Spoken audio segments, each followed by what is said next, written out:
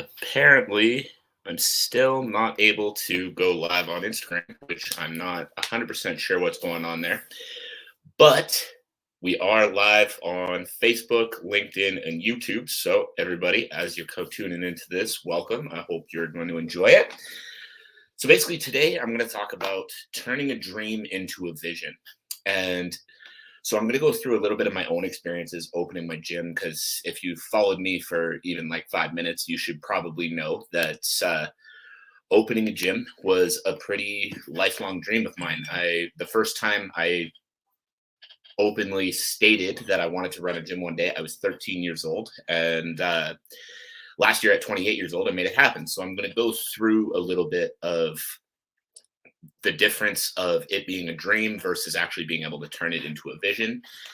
But before I do, I just want to reiterate, as always, when I do these live streams, when I do these talks, the people I'm looking to speak to are anyone involved in the athlete journey. So, over the last couple of years, I've become a lot more interested in helping athletes beyond just the physical stuff that we do in the gym. So I want to be working with athletes in a mental capacity, in the physical capacity, and in every other area of their game where I know they all need help.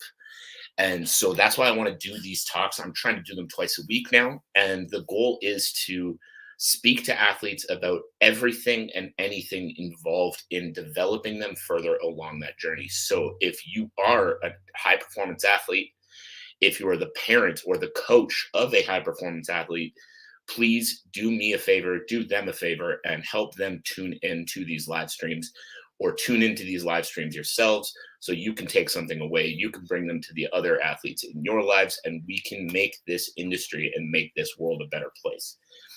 So, as I mentioned, today I'm going to be talking about turning a dream into a vision. And so, from my own experiences with the gym, when I was a 13-year-old kid, I wanted to run a gym. So this is something I've wanted basically since day one. And in the beginning, I didn't think it was possible, mainly because I had no idea what went into the idea of running a gym. And I was told from a lot of different angles that coaching for a living would be impossible, that doing what I wanted to do from day one for a living wouldn't work. That's not how people make money. That's not a real career. The one I always heard a lot was, well, what do you want to do after you coach athletes? And then it was kind of a weird thing for people when I said, no, that's what I want to do. Like, that's my actual career path, not like a fun thing I want to do after college for a year or two. And this went on for quite a long time. I really just didn't think that coaching would be possible, let alone owning my own gym. And the reason, again, being that I was told from a lot of angles that this wasn't going to be a thing. And I was told that, it was kind of almost dismissed when I said that that's what I wanted to do for a living.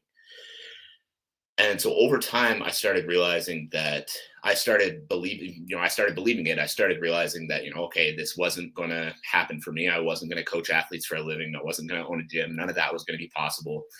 And so I started pursuing other things. I started thinking about, what else I would have wanted to do. And, this is nobody's fault. Like, this is a difficult career to make it in. So I understand why people would say things like that or why people would think that way. But it was a really miserable thing to basically be, 17, 18 years old and be told that what you want to do for a living is impossible. And so for a long time, again, like I said, I believed it. And then when I went off to university pursuing a modern languages degree, it took about a month into that degree to realize that, man, even if this is impossible, I'd rather try and then have to come back to doing something secondary instead of just go right into the secondary thing. I realized that I was in a degree I didn't enjoy to get a job I didn't want, to live a life that I was going to hate. And that doesn't really seem like a good path personally for me. And really, I don't think for anybody. So that's when I decided that I was going to give coaching a shot, but still the idea of owning a gym still seemed surreal. So, turning this dream of coaching athletes for a living into a vision, that first step was self-belief. And even in the beginning, when I decided to switch my degree, I decided to go into sports studies and go after that job that I actually wanted. It was still not I still wasn't there. I still wasn't at the point of self-belief. I still didn't really believe I could do it. I more just decided I'd rather take a shot and fail instead of just not take a shot. So as I pursued my degree, I started coaching basically anyone and everyone that would listen to me. And I spent time working with the Montreal Alouettes because I was lucky enough that they did their training camps at my university. I spent time working with the basketball team, football team, some members of the rugby team, the hockey team, basically anyone at the university that I possibly could, just to be in the gym, be coaching, be helping, be around that environment. And, in the back of my head, I was sort of thinking, this is going to be a pretty good looking resume when I finish school and I'm coming to jobs saying I have all this experience and I'm fresh out of school. So I still wasn't really at that point of self belief, but I was starting to kind of get there. I was starting to kind of understand that, I could coach for a living. Like some people obviously do it. There are coaches out there. So why not me?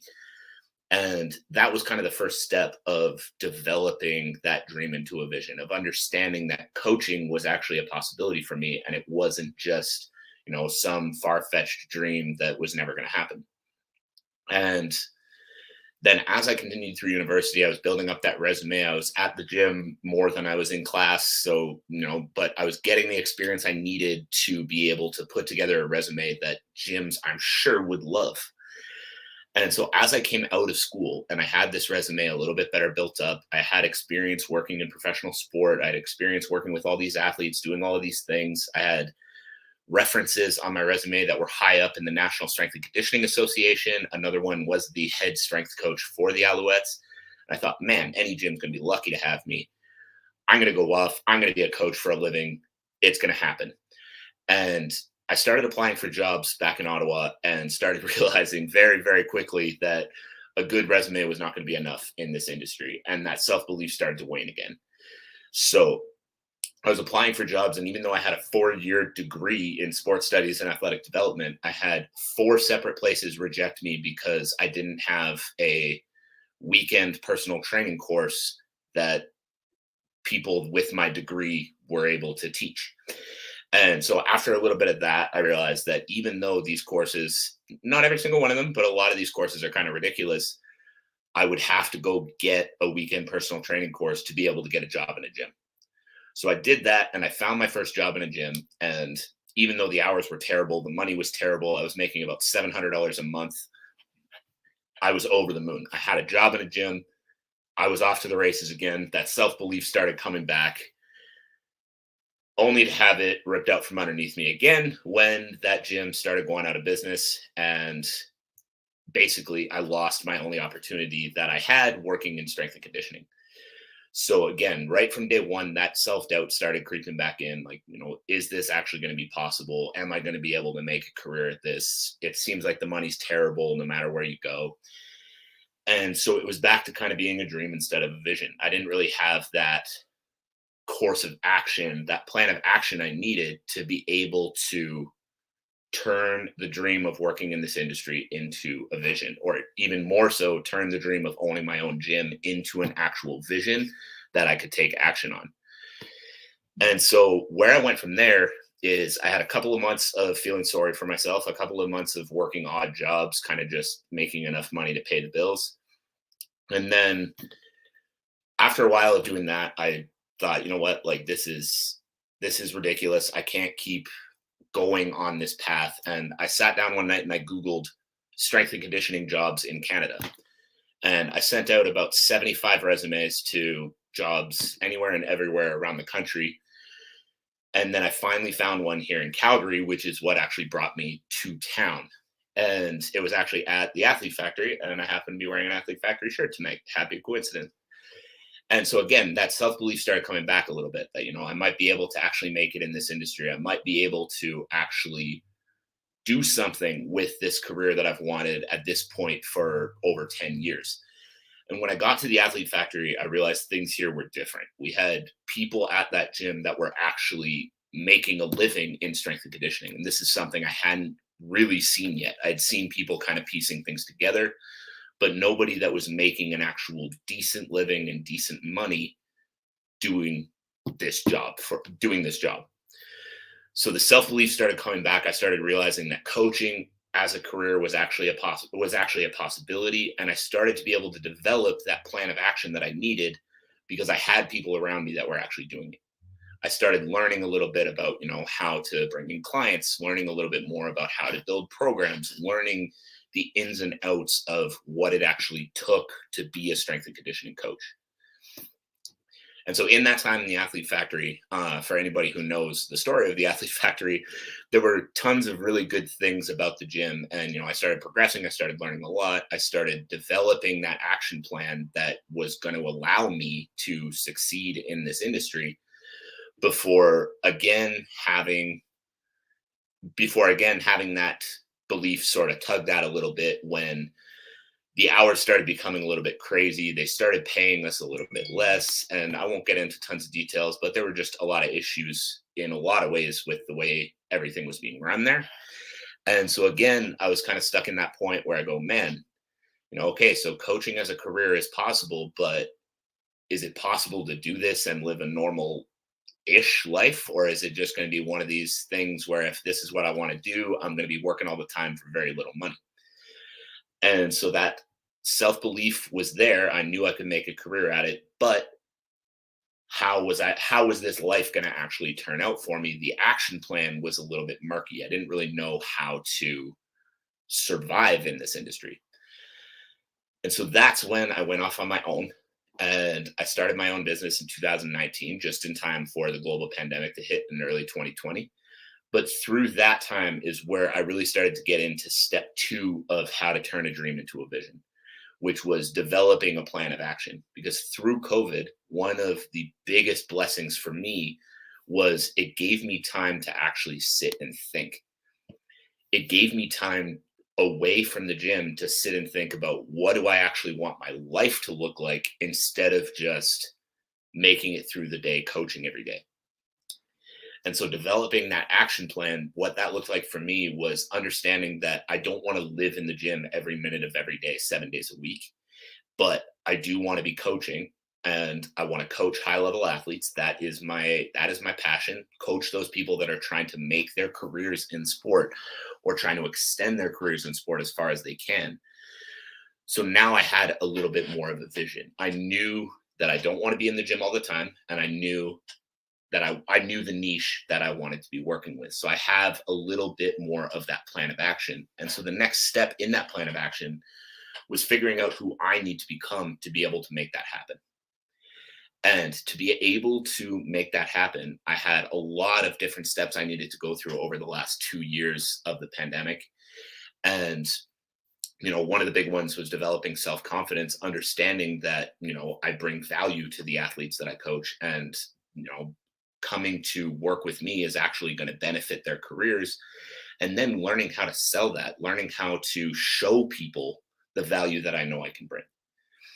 And so being someone who was confident in themselves, being someone who understood how to sell himself was crucial for me to be able to run my own business effectively, and in the end, to open my own gym. And that's where we come to the last point of this story. So anybody who sticks with it through the whole thing, I appreciate it. But the last point of that story was when I started revisiting that dream of opening a gym. The first shutdown had come and gone. The gym that I was renting from at the time had come to me 2 days before we were reopening and said, by the way, we're doubling the price of your rent and we're doubling the amount of coaches in your space. And to put it nicely, I didn't really like that. So that's when I decided, I need to figure out how to make this happen. I need to figure out how I can be the only boss and I can be the person that other people have to answer to instead of the person that's answering to the owners of the gym. And that's when I started really putting together the ideas. And, that's when Kyle and I started talking more about actually being able to open this place. But really and truly, that was when the dream became a vision. I had a partner that was willing to split on the equipment with me. I had some sales where I could find that equipment at an affordable price that I could actually buy and I could actually put into this space. We found a space. We actually started putting together the plan of action, putting together the items we needed to be able to do this effectively. And then that's when we were able to make that dream become a reality. So thank you again if you've tuned in and you've listened all the way through this. That was a lot about, myself and my story personally, but for yourself as an athlete or for the athletes in your life, I know you've got goals. You've likely, well, as an example, I work with a lot of combat sports athletes. So a lot of them, they have goals of making it to the UFC, making it, winning world championships in their specific combat sport. Big goals like that require, number one, self-belief. And then how you're going to work on developing that self-belief is surrounding yourself with supportive people and other high achievers. Like during the pandemic, the people I tried to surround myself with were people that I was meeting online, people that I was meeting through my podcast that were either high level athletes themselves, coaches that were making their career in this industry, or people that were involved in the world of high performance sport. And the more and more I got to know these kinds of people, the more and more I was able to take away from them and apply to my own career to actually turn that dream of owning a gym into a vision and then into a reality. So surround yourself with people that are going to actually support that vision, that are going to actually help you achieve that vision, and you're going to make so much more progress towards it. And then the next one, as far as developing self-belief, is build yourself a routine that you do every day to work on your mindset. And so for myself right now, that routine, because these issues are still very much present with me, that routine for myself right now is daily affirmations. So I still have a lot of areas where I struggle with self-doubt. I won't get too deep into them, but I still have a lot of things that, day to day I struggle with myself. And every morning I have a journal and I sit down and I write out contradictions to my self-criticisms, those things that I know I struggle with. I write out the contradictions. So one is I write out every morning, I am a great coach. And that's something that, from time to time, I definitely struggle with. If I have an athlete leave or something like that, even if it's for perfectly legitimate reasons, it always initially makes me question myself. But writing that out every morning has helped me reshape that belief in myself and realize that no, just because someone is short on funds right now, or just because I wasn't the right coach for a specific person, it doesn't mean that I'm not good at what I do. Yes, I obviously still have things to work on. We all do. That's a whole other topic in itself. But the idea is that by writing that out every morning and by starting my day contradicting all the things that I doubt about myself, I put myself in a better headspace. And by putting myself in a better headspace, I'm starting my day with a stronger belief in myself and being able to set myself on a better path. So step two for turning a dream into a vision, sorry. Step two is developing a plan of action. So whatever that ultimate goal is for you, who do you need to become to be able to make it happen? Who do you need to become to be able to achieve that goal?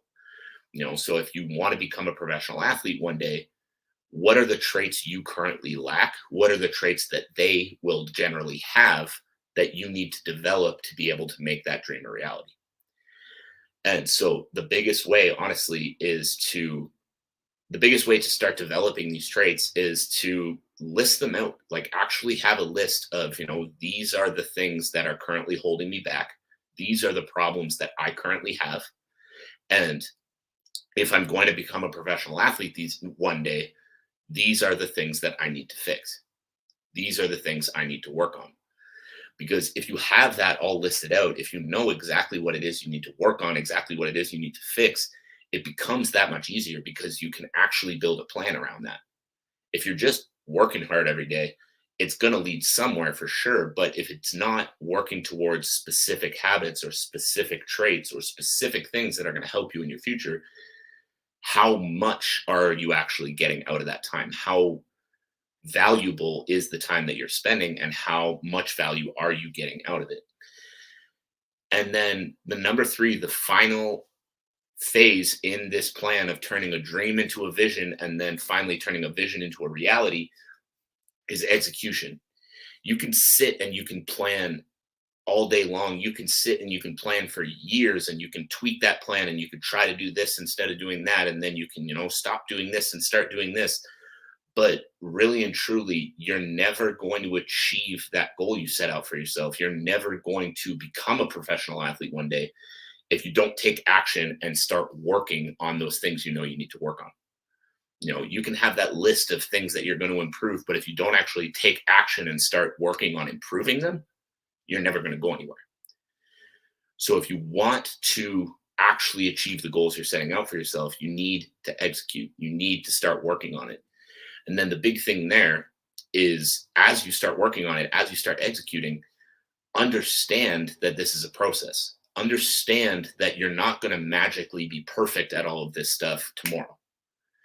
So if one of the habits that you're working on developing to help you in that professional sport, in that professional athletic career, is getting 8 hours of sleep a night. If you get 6 hours of sleep one night, don't beat yourself up, let yourself get off track, and then go back to your old ways. Understand that that night's gone now and get back on track. The same sort of thing if one of the habits you're working on is being more consistent with your training. If you miss a training session, just get back on track. Get to the next one. Make sure that you're not missing one doesn't turn into missing 5, because this is a process and you're never going to be perfect. But if you can improve where you're at today by tomorrow, and you can improve the next day and the next day and the next day, you're making steady progress. And if you're making steady progress, even if it's not linear, if you're making steady progress, you're putting yourself on the path to actually turning these dreams into a reality. And you're giving yourself a vision. And that's the other really important part here. You're giving yourself a vision. If you're just going to the gym every day and going through the motions, you don't really know what you're training for. But if you have that in your mind, and that's why I make that such a priority in my own coaching, to actually better explain the purpose of what we're doing in the gym, not just bark out sets and reps at my athletes, is that if you can come in with a direct vision of what you're working on improving and how that's actually going to improve you as an athlete, then you can be more intentional about that time. And if you're more intentional about that time, you're pushing yourself further towards that goal. So I know that was a lot today. And as you guys tune in, I would love to know if you had any big takeaways from that. And more so than that, I'd love to know anything that you're working on implementing right now, whether that's a training habit, whether that's a nutrition habit, recovery habit, or whether that's something that you're just becoming aware of that you need to work on. I'd love to know anything that you're working on implementing right now. I'd love to know any big takeaways from this talk. I appreciate you tuning in, those who do. And I hope you have a wonderful rest of your Tuesday. And that is it for me. Just got to figure out how to end these live streams quicker.